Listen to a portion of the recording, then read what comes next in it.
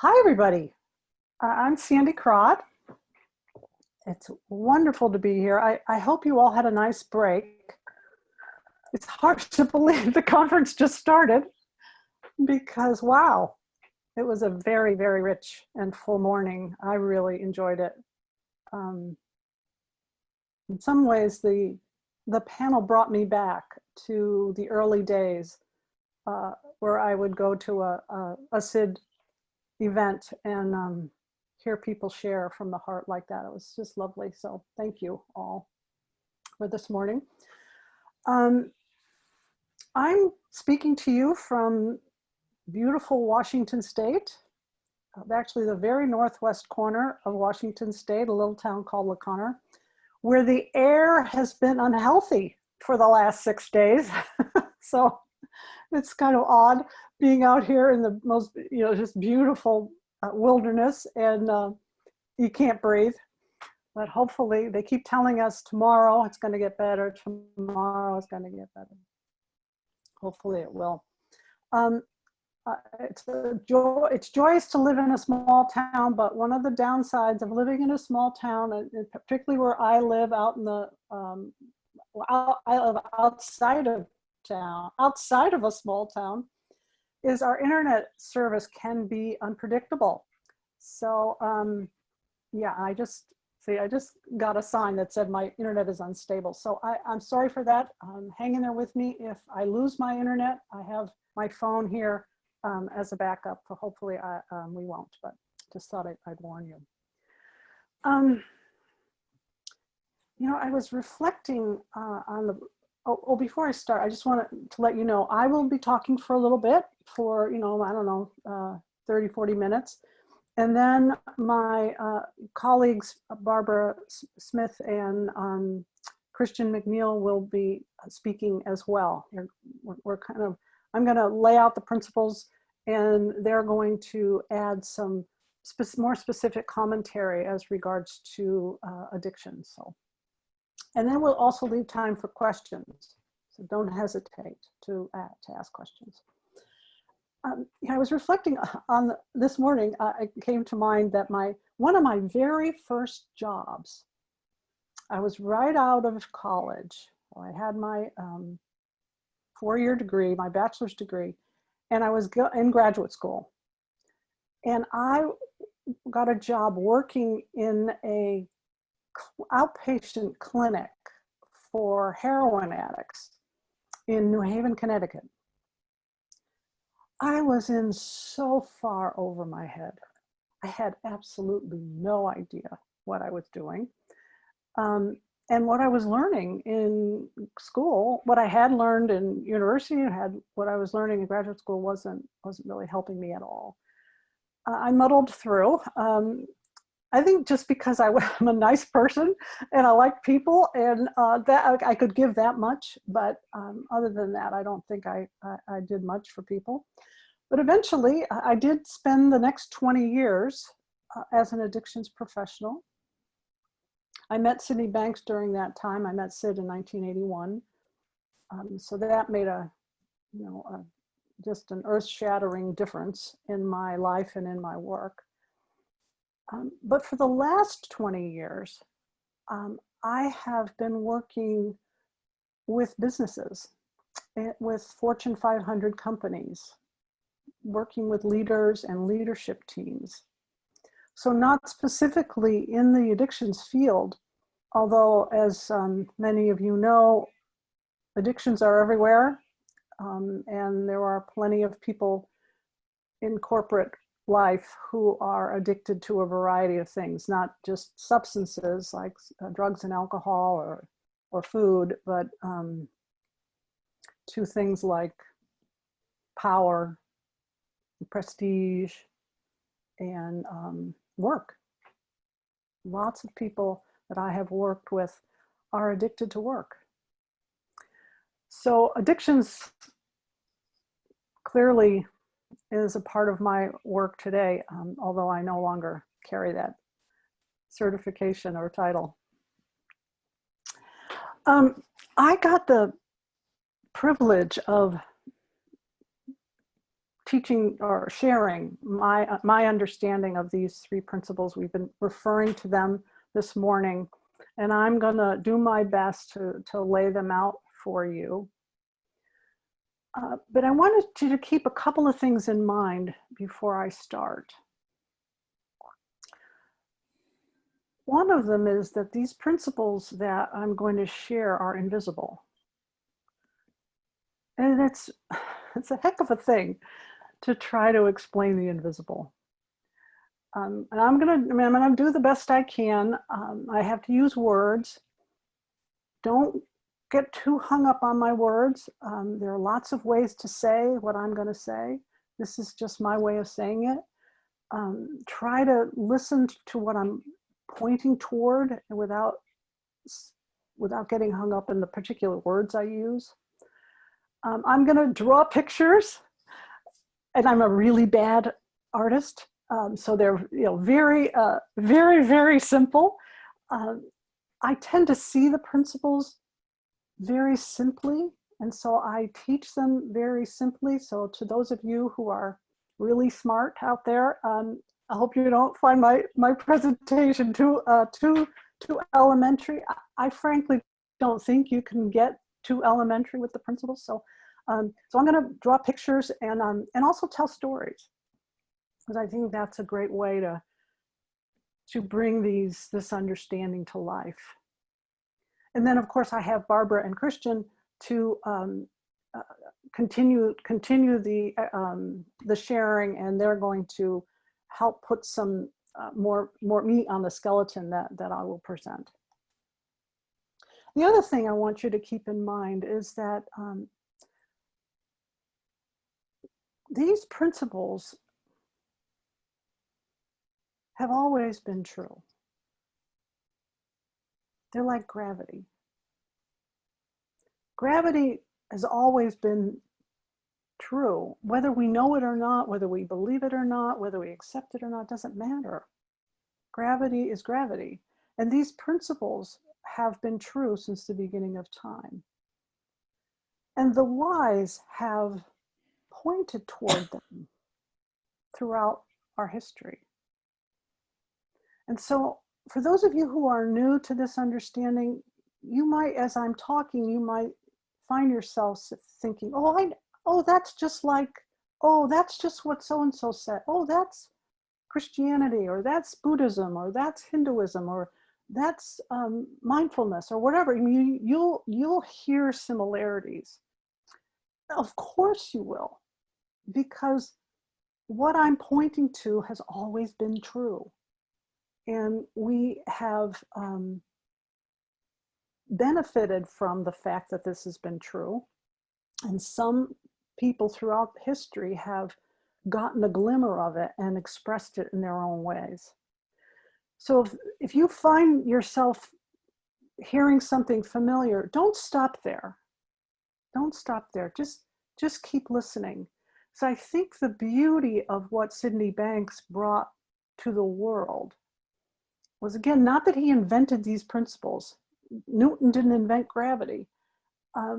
Sid realized something very deeply, and he found a way to express it that is so profoundly simple and yet eminently practical. And he could express it in a principle form, which really changed how psychology, the possibilities for psychology. So just keep those, I'm talking about the invisible, and it's gonna, in some ways, sound familiar, but keep listening, keep hanging in there, and hopefully it will resonate with you, and you'll see why we would put on a whole conference about these principles and how they got the results that you just saw earlier this morning from the panel. Okay, so I'm going to dive in, but first thing I'd like to do is ask you to picture something. I'd like you to picture a surgical suite. And some of you, I don't know, there may be some doctors and nurses in the audience. Maybe some of you have had surgery, but all of us have seen a movie or a television show of a surgery about to happen. And you'll notice that there's often a room alongside the surgical room. And in that room, you'll see the surgeons in there washing their hands. And they're not just washing their hands, they're scrubbing their hands. They've got a little brush and they've got their fingernails all clean, and they wash all the way up to their elbows. And then they put on these sterile gloves and a sterile gown. I'm sure all of you have witnessed this protocol on television or a movie. Well, why are they doing that? Why are they taking all that time and energy to do that?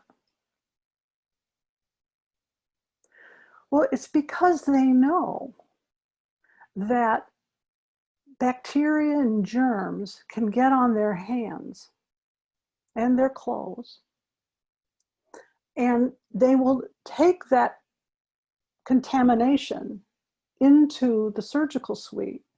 And when an operation is performed and the skin's cut open, those bacteria and germs could infect the patient. They know that. And so they do their best to operate in as sterile environment as they possibly can. Well, let's go back 150 years. And if we could be a fly on the wall when surgery is about to happen. There was no scrubbing of hands. There was no sterile gowns. There was no sterile gloves. If you were lucky, the surgeon wiped his instrument on his apron before when he come from one surgery into another, or an autopsy into a surgery, or an autopsy into a childbirth. Now, just think about that. I mean, we take this so for granted, but 150, 175 years ago, the best medical minds of the world did not know where infection came from. I mean, they had their theories, but they didn't know. And because they didn't know, that innocent misunderstanding led them to contaminate and essentially kill their clients, their patients. Eventually, a principle is discovered, and the realization happens, and they realize, oh my God, bacteria, germs, that's what causes infection, and we have to do our best to keep that at bay. When a principle is discovered, it changes everything. And these principles that Sydney Banks realized changed everything. And I'm calling them principles, and we call them principles for not because we just like that word. We call them principles because they meet the criteria of a scientific principle. Number one, and as I'm describing the principles, just see if they don't meet this criteria. Principles are something that's always true. It's always true. Whether you know it or not, see it or not, believe it or not, it's always true. It's a constant. A principle is explanatory, which means it explains phenomenon. Like the principle of gravity, it explains why. if I drop this pen, it will fall. It won't fall up, it'll fall down. And principles are predictive.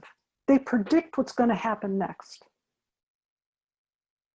So with gravity, you know, if you let something go, we know we can predict what's going to happen to it. We don't have to worry that the pen is going to float. We know it's going to fall. So to be a scientific principle has to be constant, explanatory, and predictive. See if these three principles as I describe them don't meet that criteria, okay? All right.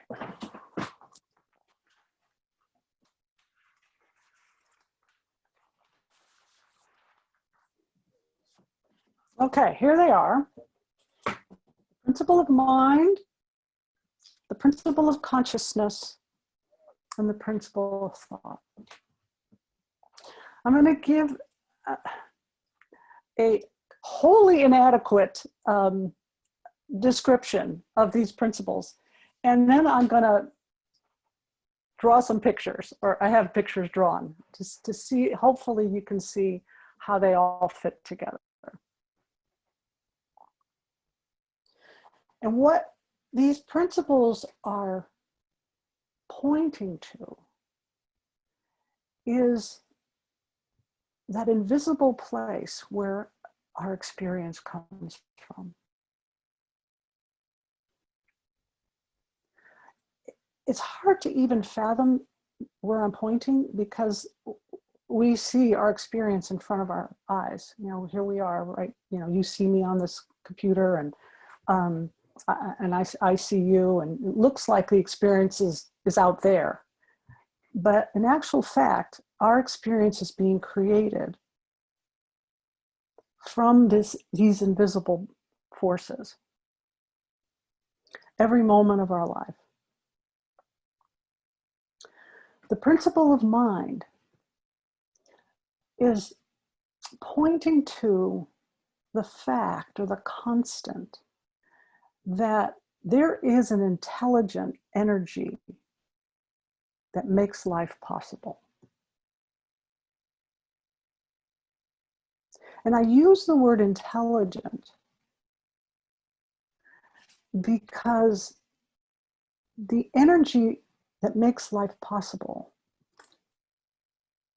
knows. Now, I'm a big nature lover, and so we just got back from a backpacking trip last week. My husband and I and our dog, and you know, you get out in nature and you can see the intelligence everywhere. You see the changing of the seasons.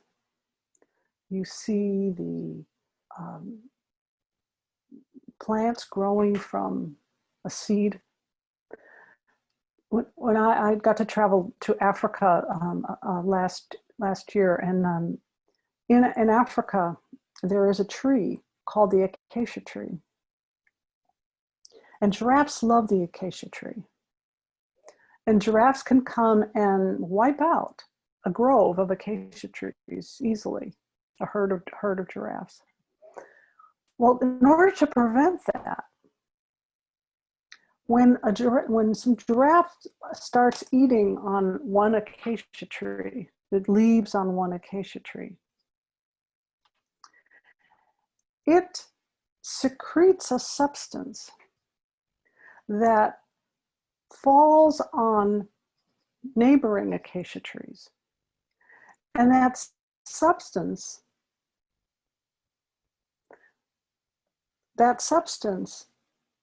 alerts the other trees to begin to secrete a substance that makes their leaves bitter.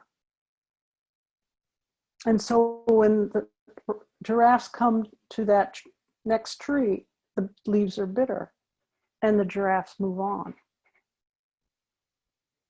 Now, this is intelligence in a tree, but that intelligence is running life.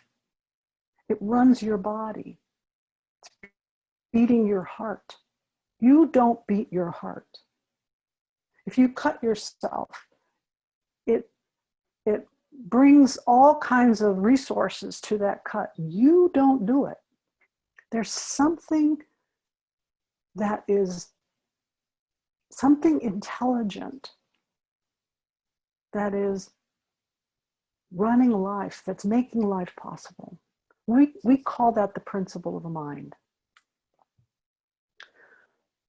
The principle of consciousness is pointing to the capacity that you and I and we all have for awareness. We're aware, we're awake. We can know life. We can know experience. We can know who we truly are. We can know this intelligence behind life. We have this capacity built into the system. The principle of consciousness is just pointing to a power or an ability that's, again, before you experience anything, it's the capacity to experience, the capacity to be conscious, the capacity to be aware. That's running behind the scenes of your life. And then there's the principle of thought. The principle of thought is the capacity that we have, the power that we have to take this formless, intelligent energy of life and formulate it into thoughts so that we can have an experience, so that we can know life, so that we can see what we see, hear what we hear, feel what we feel.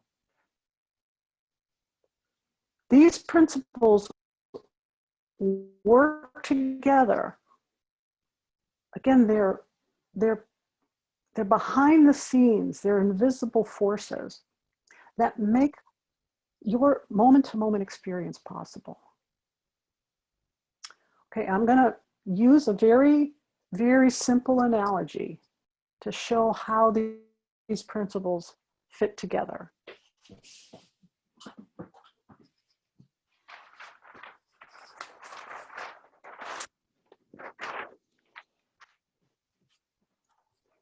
Okay, I'm old, not as old as Joe, but I am old.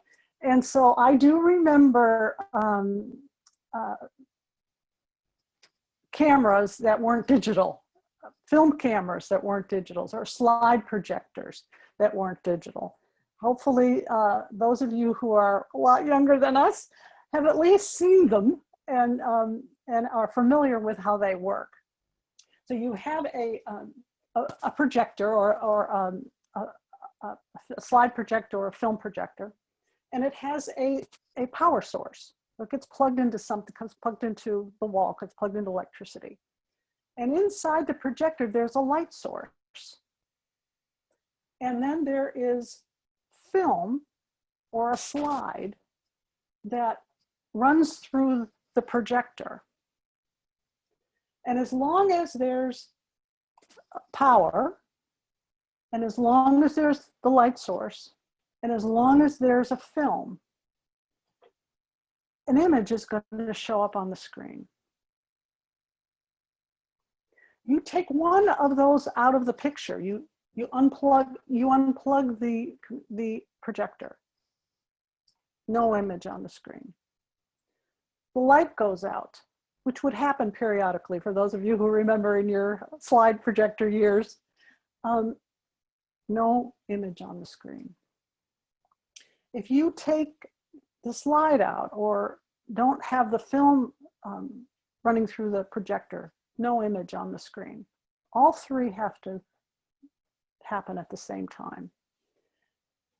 Whatever film is in the camera or whatever picture is on the slide, that will be the image on the screen.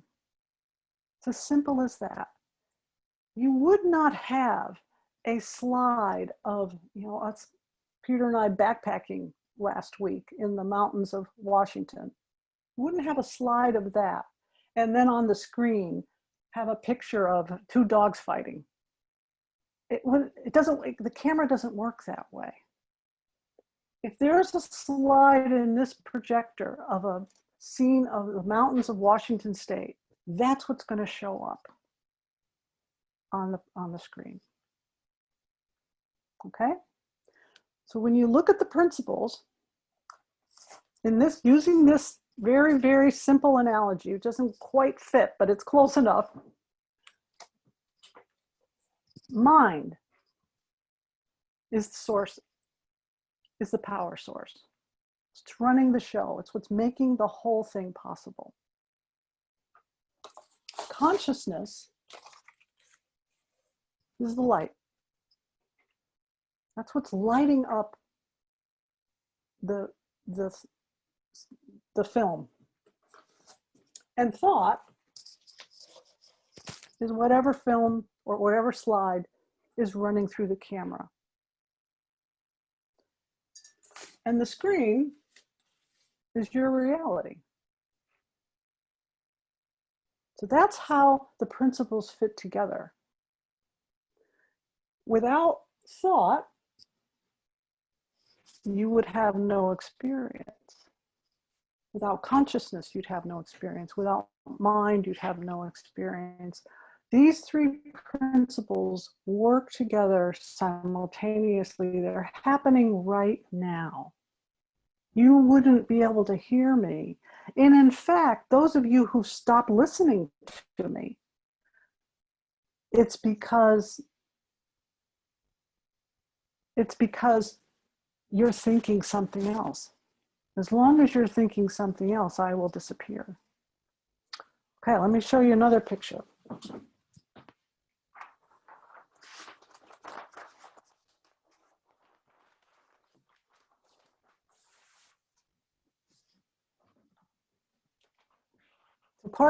Pardon my very primitive artistic talent, but this is your average person. Doesn't it look like your average person? And what I'm trying to represent in this picture is there is a world out there. We're not disputing that there isn't a world out there. There is a pandemic happening across the globe. So there's stuff happening out in the world. Okay? But what you will experience from moment to moment, all you will ever experience, it doesn't matter what's out there. All you will ever experience is whatever thought enters your consciousness. Now, I'm using this little circle here to represent consciousness. You know, I don't even know where consciousness doesn't live in the body. These are invisible forces. I'm just trying to illustrate something, so please don't take it literally. But there's a field of consciousness, the capacity for consciousness, and thought. That's the blue arrows. And the blue square is whatever you're thinking in the moment. And this is the power of mind running the system, bringing us thought in the moment. If you are thinking blue square, you will be experiencing blue square, even though everyone else in the universe says it's a red star. It doesn't matter what everyone else is saying. It doesn't matter what's actually out there. The only thing you will ever experience is whatever you think. And the interesting phenomenon about this gift of thought that we have, we can think anything.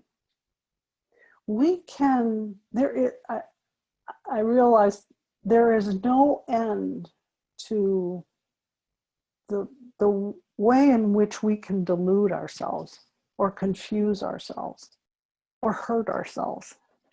There's no end to it. We innocently do it and we believe it. And it looks like it's coming from out here, but it isn't. It's happening inside.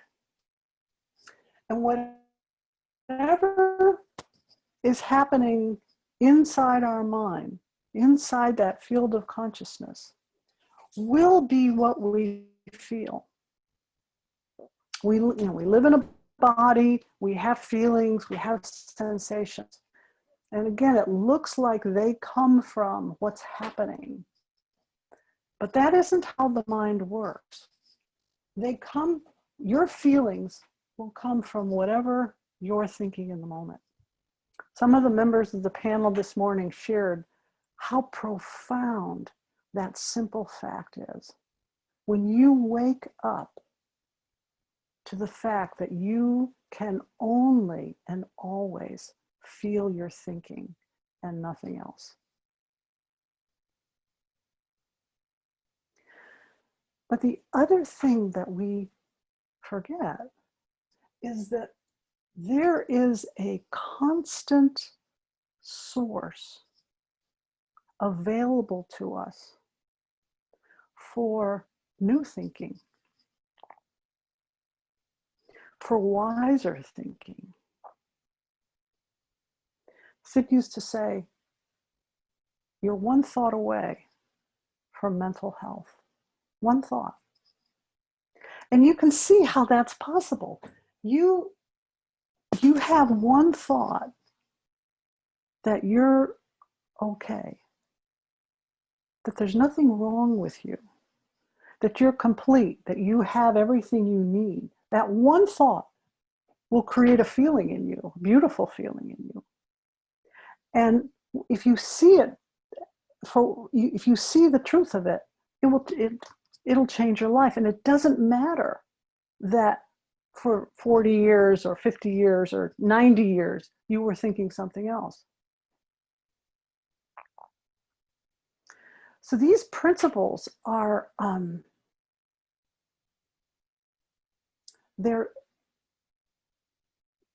they make possible in my mind, two very, very essential things. They make possible the fact that we have access to, in fact, we are the intelligent energy behind life. So when I'm working with my business people, I use the phrase, we have a built-in design for success. Because this energy that's running life, it doesn't stop. It doesn't even go to sleep. It doesn't even take a break. It's always there. It's a principle. It's a constant. And what's good news for humanity, because it means that it can enliven you and me at any moment. The answers you're looking for are in that energy. They're in that intelligent energy. They're one thought away. The principles make possible this fact that we have a built-in design for success. We have everything we need to be happy, to have a good life, to be successful. And when I say built-in design for success, I don't mean, we're going to be rich and famous success. I mean to have a good life.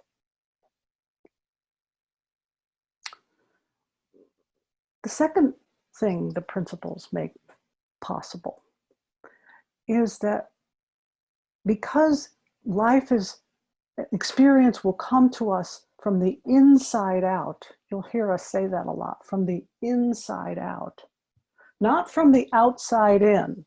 It's not the world doing it to us. The world can't do it to us. Our past can't do it to us. Other people can't do it to us. The weather, the traffic can't do it to us. There is no power out here. The power of the mind is on the inside. So the fact that it's an inside out phenomenon means that we don't have to be a victim ever. And it doesn't matter what's happened to you. It doesn't matter what tragedies have befallen you. And I appreciate that some people are going through terrible tragedies. But you do not have to be a victim of them, because experience is created from the inside out. So a new thought brings with it a brand new experience. That is always possible. It's such, the principles point that have such a hopeful message for us, for the world, for humanity. Now I know I get frustrated. You probably get frustrated. We look out at the world such as it is, and it's not living up. Let's face it, it's not living up to our potential. But I don't get hopeless ever. Well, I don't say ever because sometimes I do. But I know that the potential is in every human being to see who they really are and how their mind works. And so that whenever I get frustrated or down, at some point that comes to mind and I feel better. Okay. I've said a lot. I'd like to tell one quick story. And I wondered what story to tell, because I have lots of stories. Because as many of you have already mentioned, it's not just once you learn these principles, you're set for life. You never have a bad mood. You never do anything wrong. You never feel bad. Not. I don't think a day goes by where I don't forget the truth of this. So I picked a story that happened, relatively recently. Just so, first of all, you know that this is a journey and I'm still learning 40 plus years later. But it's also a really, really simple story that I think if any of you are married or in a relationship or have kids, you can relate to. So I wanted to pick one that illustrates what an understanding of these principles does for you. So what? Okay, got it. Got these principles. So what? What does it do for me? Give me an example of what it does for me. Well, here's an example.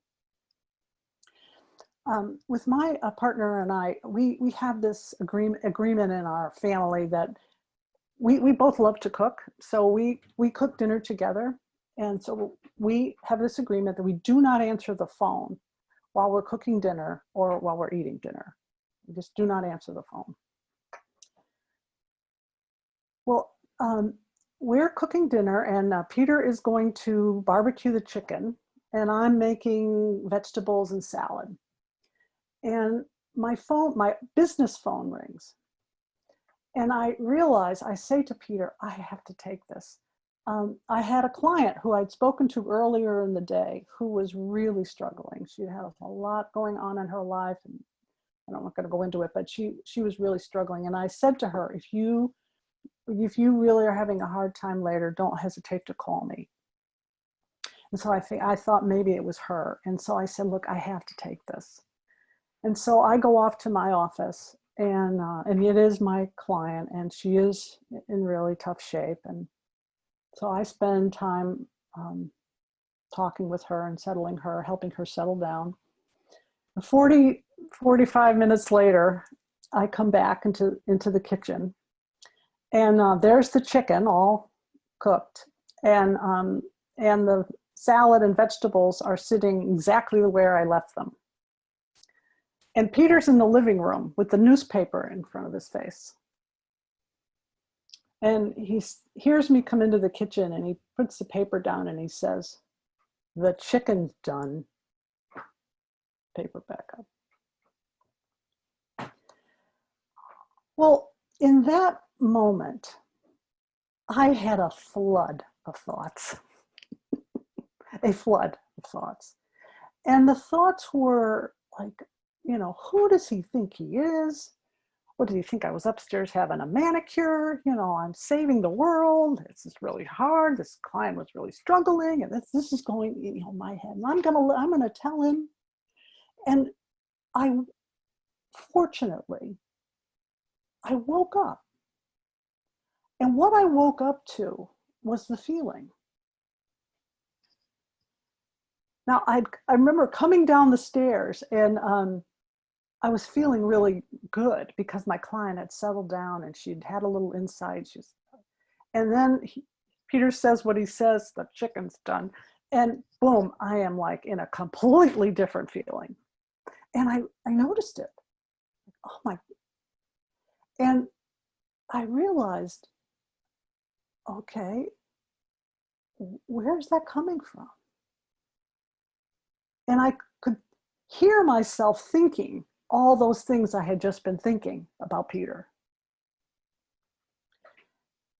And they settled down. They kind of went below the surface. And there was nothing in my mind for a split second. And then a new thought shows up. And the new thought was, what else you got? That was the thought that came to mind. What else you got? So it's like I'm asking the intelligence of life is, what else you got besides all those complaints about Peter? And what came to mind next was, just shut up. Just shut up. So I just shut up. And I finished the salad and finished the vegetables, and we sat down to dinner. Very, very quiet dinner. Neither of us are talking. And at some point, I say, well, the chicken's good. The chicken's really good. And Peter starts talking. He says, oh, look, I'm sorry. I shouldn't have done that. We had this agreement, and, I just got really lost my cool there. And so we worked it out. And I said, yeah, I know, I apologize. It's not something I like to do, but it had to happen. And we worked it out. We had a really good conversation and we recommitted ourselves to, how precious this time is for us. And now it might have happened anyway had I blurted out all the things that I wanted to say or had came to my mind first. Eventually we would have come to a meeting of the minds. We always do, but it would have been a whole unnecessary bunch of bad feeling for me, never mind for him.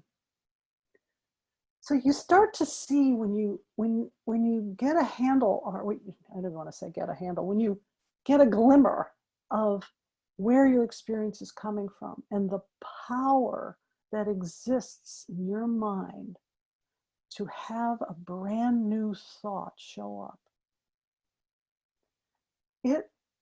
It can potentially circumvent or prevent, avoid lots of the normal everyday noise and conflict and irritation and bother that gets most of us.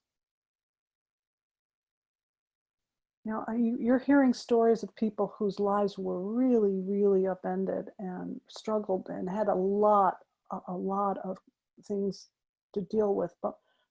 And I recognize that's part of a lot of people's lives, but more often than not, it's the ordinary, everyday annoyances and bothers that gets us and throws us out of a potentially lovely feeling into a whole lot of misery. When you realize what's actually going on, that it's being created within your own mind via these incredible principles, and that a whole nother thought and then experience is right around the corner. It changes your life.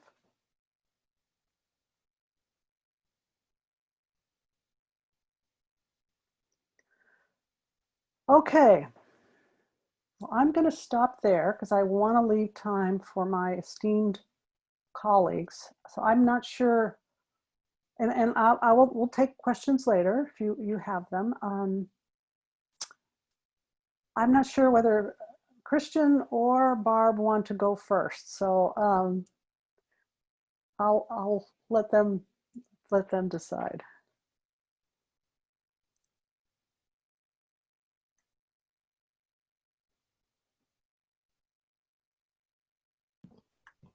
Oh, hi, Sandy. I'm going to go next, and Okay, Barbara's okay. going to close us out. So thanks, Sandy. So that was delightful. Thank you, and thanks, Peter. Yeah. So my name's Christian McNeil, and as you can hear from my very intrusive Scottish accent, I'm on the other side of the pond. I'm in Glasgow, in Scotland, and yeah, so I'm going to talk about the experience of stumbling across these principles as somebody in recovery, and just to give you the really, just the back of a fag packet the story of that. I got sober in my 20s. I had I had a significant drinking problem and suicide attempts, and um, my life was a real mess on certain levels. It was funny because it's such an odd thing. Other aspects of my life were kind of okay, but in especially in the areas that counted in terms of relationships and my emotions, I was just a total mess. And I what I know today, I see with the benefit of hindsight. So it's impossible for me to kind of go back to that place as I was then. But I really was in despair, and I'd stumbled across AA first of all, and I so didn't want to be an alcoholic, and I so didn't want to stop drinking. And having stumbled across AA, there was a few months of my life where I really tried to prove to myself that I wasn't an alcoholic, and things just got more and more out of control. And the more I tried to moderate or stop or control my drinking, the more chaotic it got, until I found myself a week before Christmas in 1988. I just absolutely, I mean, almost literally in the gutter, drunk as a skunk in the centre of Edinburgh, caught sight of myself in a shop window, and I just hated what I'd become. I hated what I saw there. This kind of melted person, just awful. And I had a moment of clarity. I had a really profound experience, which of course only becomes clear with hindsight, because it could have been just a flash in the pan, and I might have carried on as normal the next day. But I had this moment of clarity, and where I thought, I have to stop drinking. I mean, I'd had thoughts like that. I'll have to stop drinking for today, before, or for a week, and I couldn't carry those out. I couldn't stay off it for a day or any length of time. But in that moment, something really deep seemed to shift, and I went to AA the next day, and I've been sober ever since. And really, particularly since I've come across the principles, which was about 10 years ago, that the power of that shift has become, more and more astonishing to me. And Sandy touched there on the capacity for fresh thought. That ability to stop drinking, that ability to see it differently, that ability for my whole life to change shift on a sixpence, is the kind of insight that it didn't come from me, it didn't come from my intellect, if you like. It was something that that as I now see it, comes from mind or the higher power or God, you know, and that there's a part of that in each of us, it's something that's available to each of us. Because there had been insights in my life before I now know, none of that magnitude, and there's been insights since, even before I came across the principles. It's a natural phenomenon, but it's not as I see it, a phenomenon of the kind of intellectual mind. Anyway, just to sort of zip through 20 years of sobriety or thereabouts, um, I, I, um, I got, you know, it seemed to me that AA was the answer, and I am very grateful for it. I'm very grateful today for, you know, many aspects of it. Lots of my friends are in recovery, and certainly being sober totally changed my life and enabled me to form solid relationships, to be more of, you know, the person that I wanted to be, rather than this kind of chaotic, embarrassing drunk who got into dangerous and difficult situations. But I see today, again, since I stumbled across the principles, that I really bought into a misunderstanding when I got sober. And, you know, the great irony is you know, my life has changed to this phenomenon of getting sober, but I've bought into the idea that I'm broken. I really bought into that, and I saw that as kind of humility. And I worked very, very hard for the next 15 years, 20 years, something like that, to try and fix myself. And I already had another misunderstanding, which is probably part of what fueled, you know, looking outside myself for an answer. And that other misunderstanding was the idea that happiness was an outside job, if you like, you know, that happiness was, there used to be an advert on TV here called "Happiness is a Hamlet cigar," and I was never into smoking cigars, but it was the idea that things outside myself were where I should be looking for happiness. So if we were to go back to Sandy's projector analogy, you know, I thought if there was a picture of a new job or a new relationship or a promotion or a car or a house coming through the projector, that should create happiness. And of course it didn't, but it doesn't for anybody. I mean, there might be a momentary, because the expectations there might be a momentary point where the thinking of lack drops, or the thinking of striving drops, but nothing outside myself has the power to make me happy. But I did, because I didn't know that, and because I experienced ups and downs, every time I had a down, I was treating that as evidence of my brokenness, evidence of my disease. That there was something so fundamentally flawed about me that I couldn't find lasting contentment. I couldn't find lasting gratitude for all that I had. And so I would just add another practice into my life. I thought that was the answer, you know, just like do more meditation or more writing or more steps or more service, or, you know, and it was endless. And eventually I had a kind of secret side gig. It wasn't even, certainly a side gig, which was virtually a full-time job of working on myself and trying to recover from my brokenness, which was going to be a lifetime's work. And in amongst all this, I'd trained in various other areas, and I was often on a weekend training course for NLP, which is one of the things that I was trained in. And I thought it was going to be a sort of business development weekend. And in fact, it was all about the principles, which I had stumbled across briefly before, thanks to Joe, but I didn't know, it didn't have that name at that time. And it absolutely hit me like a train. I mean, it just hit me like a train that, you know, I where I'd picked up, you know, these misunderstandings that were really kind of crippling my life, and creating this experience of just struggle and a sense of not being good enough, of failure, of not getting to where I should be, whatever that was.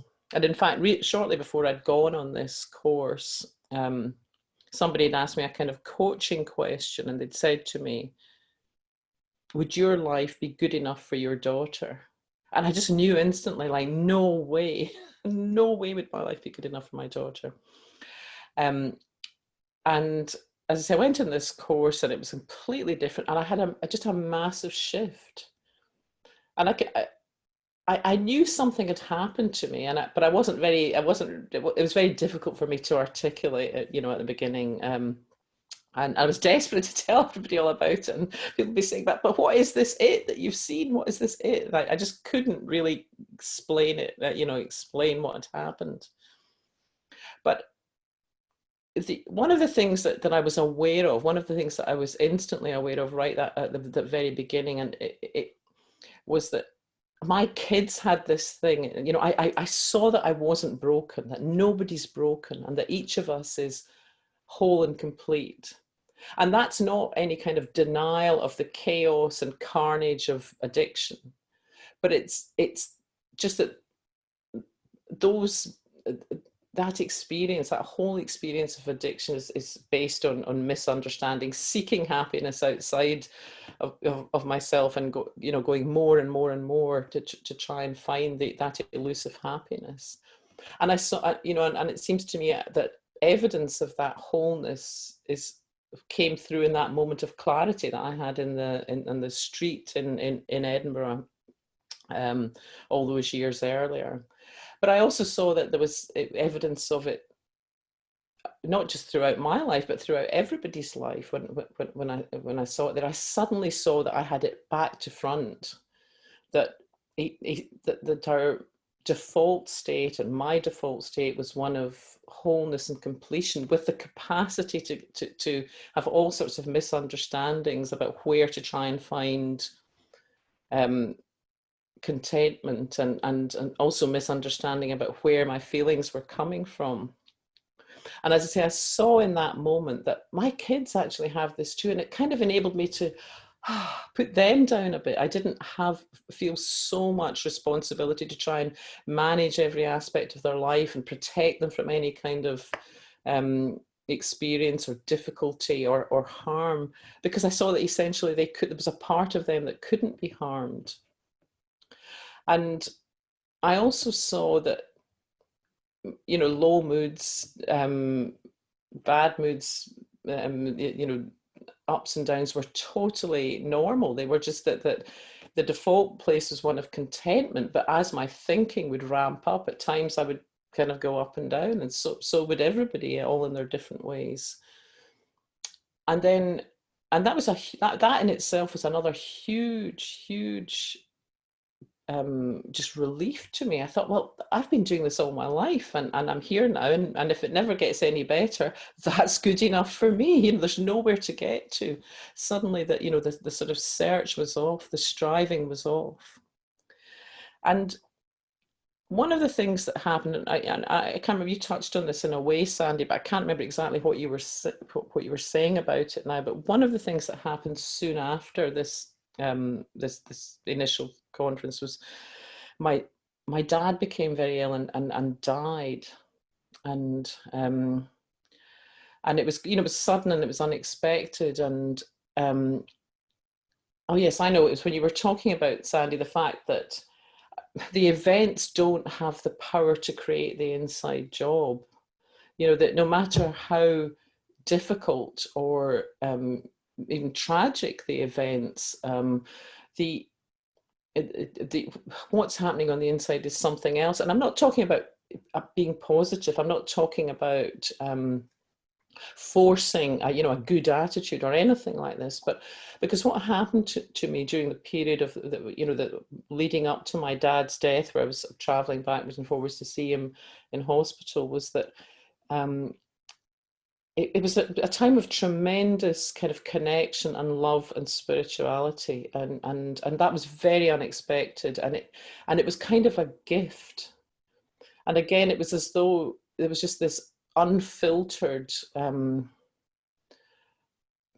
energy, this unfiltered power coming through me, and I felt connected to my dad and to my kids, and I could see that my sisters and brother were not having the same experience. That it was just, and I knew somehow in a way that I couldn't articulate. Frankly, I could barely articulate it now, but I knew it was something to do with having some consciousness of this system, that I'd woken up to something, and it was helping me in a way that again wasn't down to effort or anything else like that. And I also knew, and it's the strangest thing, because it's since he died, which is very, that was almost, it's more than 10, sorry, I'm losing time, so it was almost 10 years ago. I just had a sort of closeness to him, that I could never have imagined. And obviously, it's very different. I can't phone him up or go and visit him, but it's something that's there. The love persists, and it's a very touching thing to me. It's a very important thing to me. And all of this, I think, very quickly made me realize that I am in this. I have found what I've been looking for. This has supplied the missing link that I didn't even know was missing in all the years of recovery. And I knew I was somehow going to be in it for the rest of my life. I knew that that I'd kind of found my spiritual home, if you like, and it made sense of everything. And in fact, life had its own extraordinary, series of events that kind of came through over the next couple of years. And at the time that I'd stumbled across the principles, I had a very secure job in law. I mean, it really is, it's probably the most secure job in the world. And, I never could see a way out of that. And suddenly, the world turned, and a couple of years later, I was able to leave that job, which I'd found really, it was secure and it was well paid, but I'd found it really draining. Because obviously those were the thoughts I had about that job. But nevertheless, I got the opportunity a couple of years later to leave that career, and for the last 7 or 8 years, I've worked in this field in different capacities, and I just absolutely love it. This has been, the happiest decade of my life, bar none. But it hasn't been the happiest decade in my life because I got all my ducks in line. It's not been that. Both my parents died. In fact, my mother died about 18 months after my dad, and my kids left home to go to university and move on. And I had various peculiar health issues, largely resolved now. But I earn a fraction of what I used to earn, and so on.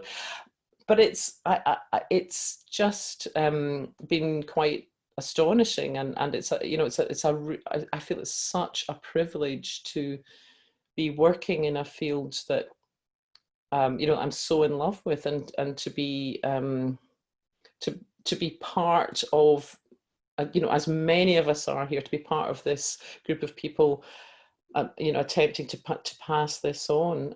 It's really quite extraordinary. And, I continue to have involvement with AA. I still have a lot of friends there. But today I go to a meeting when I feel like I'm not afraid of not going. And, I obviously have not been over lockdown, and I haven't been particularly drawn to the Zoom meetings, and so on. And I've found a way, I hope, to sort of gently share some of the insights that I've stumbled across in the 3 principles, but without sort of trying to be a smart ass or say, oh, you're all wrong, or this is the thing that you need to know, but just just in that very ordinary way that I think that that you were talking about, Sandy, when you were giving example of the situation with your husband. It's just in a sort of conversational way, and I think people touched on this in this morning's shares, and there were different examples of that.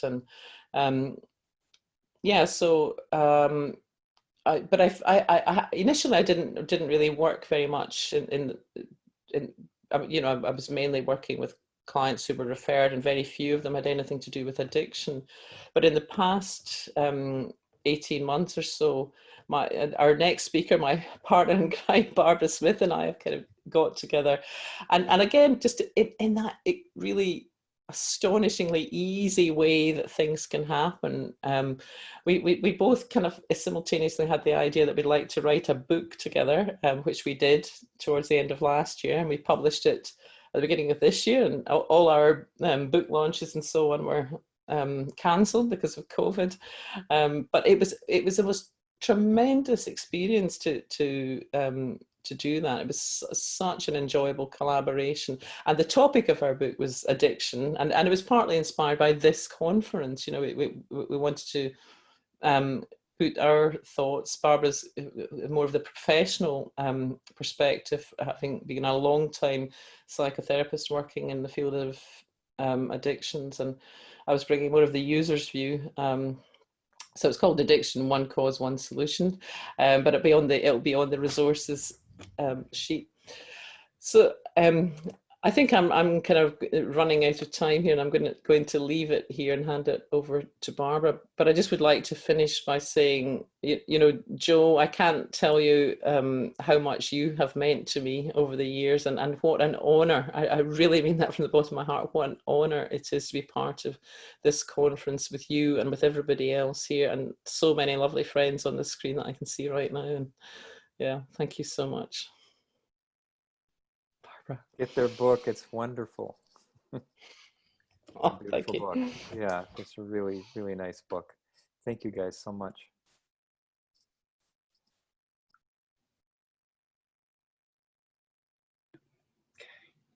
Well, hello, everybody. I am also so grateful to be here. I'm looking at Jo's face right now, so I'm going to look at me. Anyway.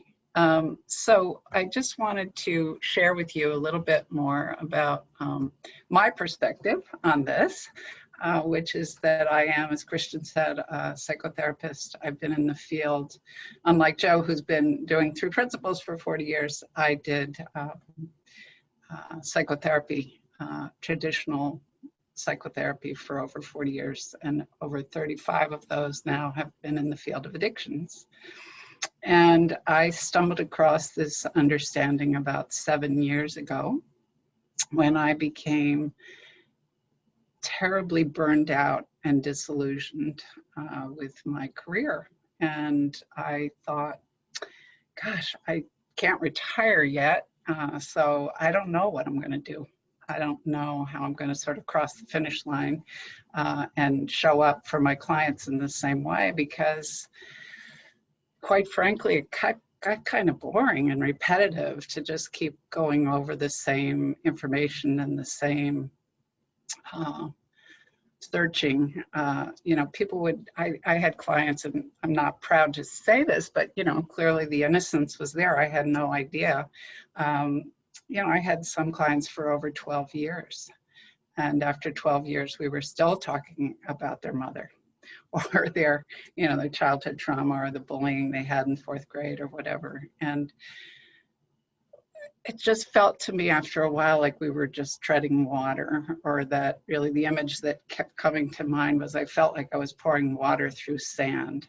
So there was a lot of effort on my part to see people change. I was seeing people come in week after week after week and cry their eyes out and just be so unhappy and so miserable.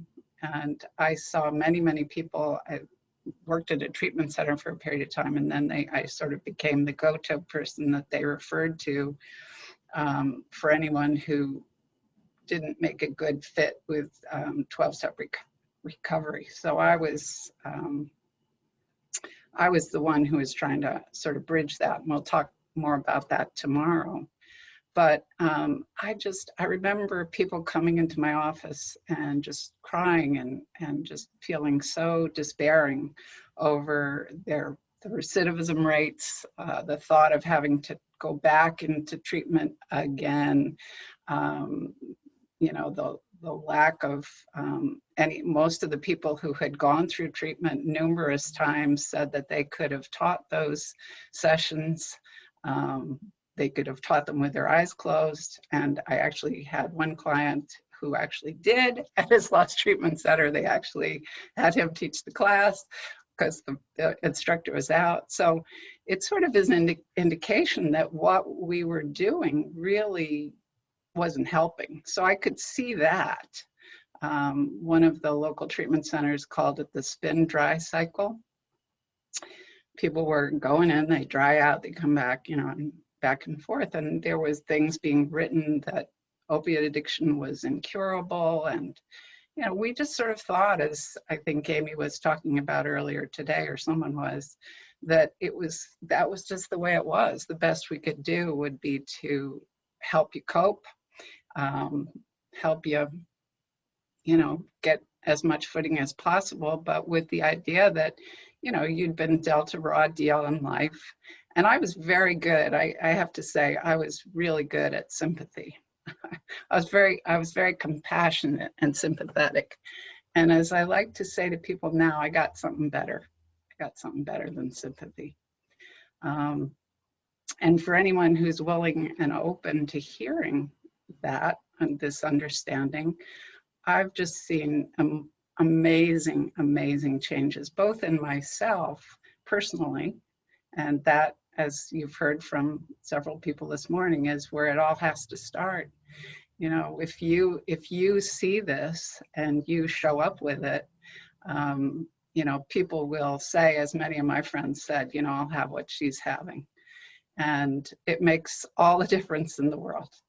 All the difference in the world when this understanding has impacted your life in a way that you can begin to sort of show up as joy, show up with joy, and show up in a real way. I mean, I'm not always joyful, no one is, but I remember saying to so many of my clients, I would sit there listening to them, you know, close to my burnout stage, and they would go on and on and on about their character defects, and, you know, they needed to do another 12-step, you know, go through the steps again because they were really depressed. And I just remember sitting there one day and looking at this one client saying,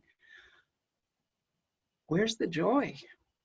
Like, do you ever get to have joy? Like, is there ever a way out of this? You know, and she looked at me like I had 12 heads.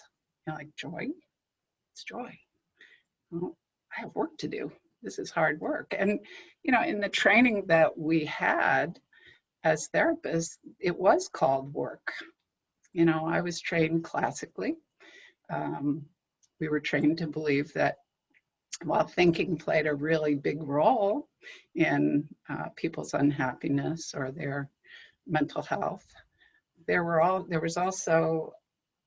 we also had to look towards the other aspects of their life, the other components, the history, you know, extensive histories. In fact, the last treatment center that I worked at, we had a 15-page history that we would take on people that looked at every single waking, including your mother's birth. I'm not kidding, your birth experience, and what was your mother doing when she was pregnant with you? I mean, we evaluated and assessed with sort of a microscope what had gone on in your life that was creating the unhappiness you were experiencing. And again, that's the way it works in the field of psychology. So the other component of that, and one of the areas that I had become really disillusioned many years ago, was how medicalized mental health has become over the course of the last 40 years or 50 years or so. When I was in graduate school, we weren't allowed to diagnose people. It was considered a real no-no because that was a label that would follow people through life. And then in the 1980s, you know, managed care took over the medical and the psychological field, and we became grafted onto the medical model. And so, you know, the more diagnoses, the merrier. And for anybody working in the treatment field, and I've been there and done that, you know that the more diagnoses you can lay on, the better your possibility of getting insurance coverage to extend the stay. So people become, in my experience, people in addicts became identified with these labels that we in the psychiatric community unknowingly, innocently laid on them. And then we became very, very involved in a tremendous setup for failure that was based on a misunderstanding, which was to look in great depth at what had happened in your life that was the source of your unhappiness. And so we would go around in these circles and around and around and around. And nothing much really changed. I mean, even when people did change and they felt better and they moved on, the next time they hit a bump in the road, they'd be back. So I could never really take on new clients because I had this great job security, you know, of having people return and return each time there was a challenge in their lives because they needed me. And I'm sure that fed my ego too. They needed me to help them navigate and negotiate. And they would come in for the psychotherapy du jour, of which over the course of 40 years, there have been many, many versions of the psychological path or theory du jour. So, you know, when I was introduced to this understanding, everything shifted. My whole world turned upside down, personally and certainly professionally.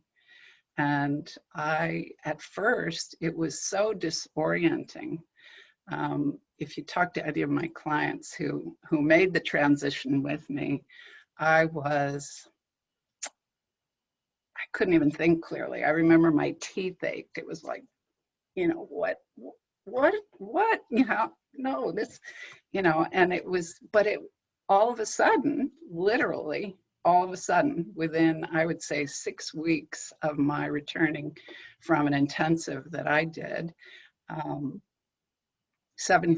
of my caseload had moved on.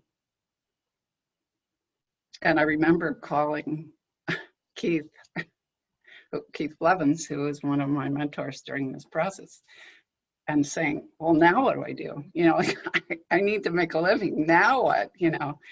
And it was kind of a joke. It was like, well, you know, you have to have some more clients. I mean, that's what you need a bigger flow. And, you know, I remember saying to Annika Hurtwood, who had been my initial mentor in this, I said, you know, like, this is like a miracle. And she just started laughing. I said, like, what's happening? Why, what's going on here? Like, everybody's leaving. They're so happy. And they're like, why didn't anybody tell me this before? Like, I feel so much better. Oh my God, I'm good. You know, this is great. And I'm like, what's happening here? Could somebody please explain to me what the heck is going on here?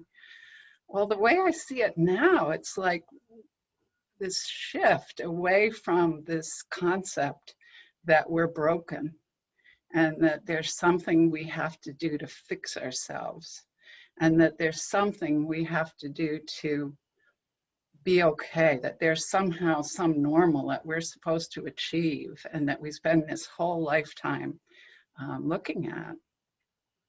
Once you shift that, it's like you're putting yourself in alignment with these principles of how things really work.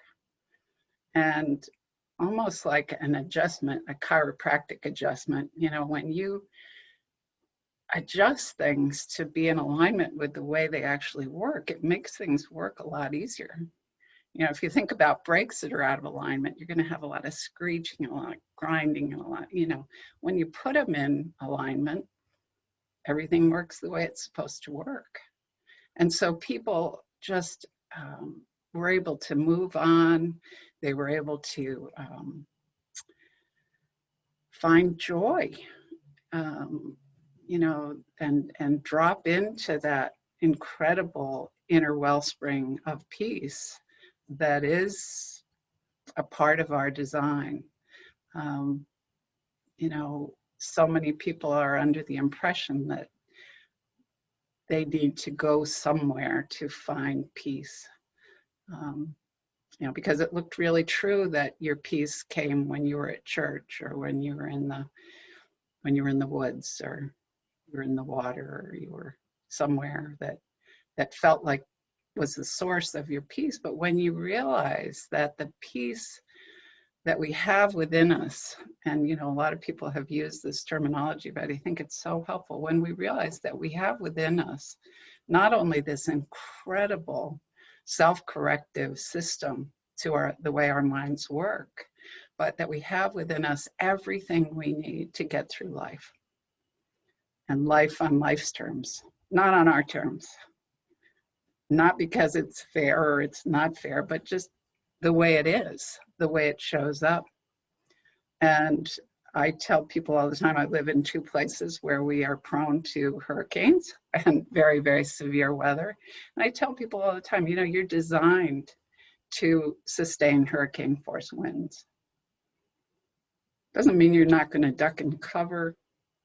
Doesn't mean you're not going to find places, you know, where you'll find solace and you'll find security and safety from the winds, but that we've always been able to, by design, make our way through life.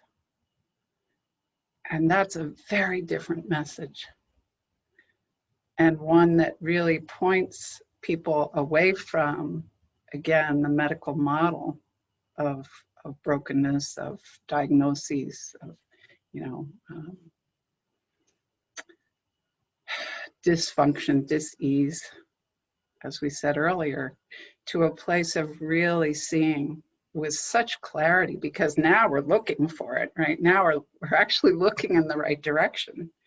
You know, if you go to the zoo and you're looking for the monkeys and you walk into the snake house, you're not going to find the monkeys.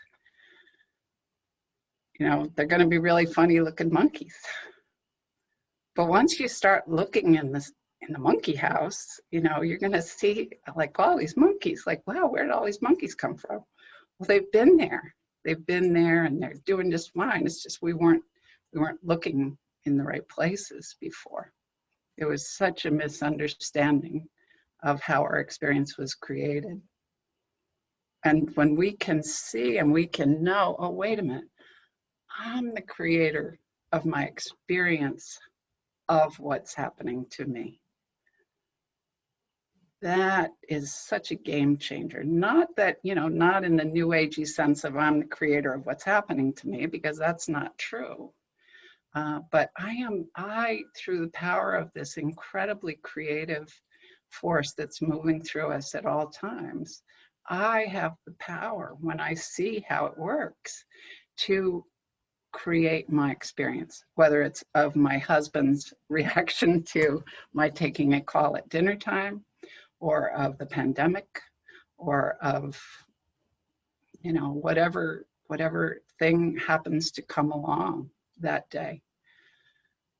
So I remember a few years ago, I'll just share this story again because I've heard it from several clients that it stuck with them. But a few years ago, I was late for work and I went out to the garage, to the freezer that we had out there to get something real quick to take. I can't remember what it was to take to work.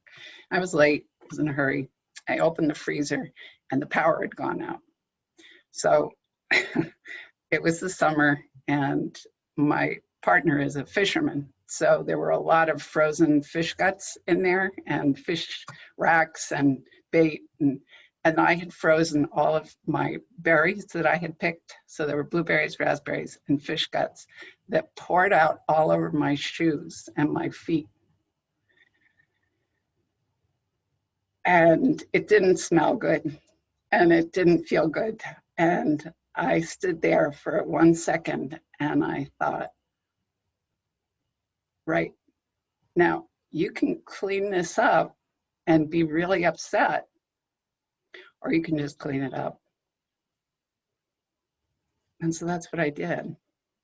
I just cleaned it up. And I cleaned up what I could and I left the rest and I went to work and I got on with my day. Now, before I knew this, I would have unknowingly given that the power to at least ruin my morning, if not my day. And now it's like, wow, that was easy. Okay, next, moving right along. This gives us incredible power. And once you can see that in your recovery, that makes all the difference between feeling that you need something to make you feel better or heighten your experience. Again, when you know you have everything you need, but you're not broken, there's nothing wrong, everything's working just the way it's designed to work, we have an entirely different experience of our humanity and our human psychology. And it's such a gift. And I'm so excited to be a part of this conference and to share this. You know, Christian and I worked very hard on our book, getting it ready for the conference, and it was a labor of love and a labor of real mutual respect. And I hope that you'll find it helpful. And we wish you all the best as you open up to seeing something so profound and so deep and so amazingly transformative. So thanks all of you who've helped make that happen. It's been great.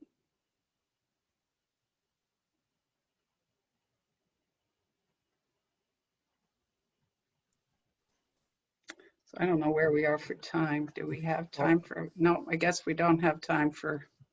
Well, I'd just like to say before we move on to the break, and people can ask questions on the break, by the way, just how beautiful, it were like 3 different musical instruments playing the same melody, but all very different. You know, Sandy, your kind of simple, grounded clarity is just so refreshing. And, you know, it's like, oh, I wish I could talk about the principles that simply. That was just so spot on, as they say across the pond. And Christian, your personal story just brought it into a movie. It was just into life in a way that is really practical to what we're talking about here with addictions and your own story of recovery. Having been in AA, having been in 12 steps and still appreciating them, but how this understanding added to your serenity, not just your sobriety, but your serenity. And Barbara, you know, I don't think I've ever really heard you speak before. It was just so clear. And so from a professional standpoint, you know, as a therapist, you know, social worker, psychotherapist, you spoke to a lot of people here in a way that was so clear about how you transitioned and how that changed the whole way you worked and gave it a new power and effectiveness and joy. So thank you all 3 for sharing the way you did. It was just incredible. You were the perfect trio for the principles. Thank you. Thank you, Joe. Thank you, Joe. Yeah, we will hang out here for some time on the break and answer any questions. Yeah.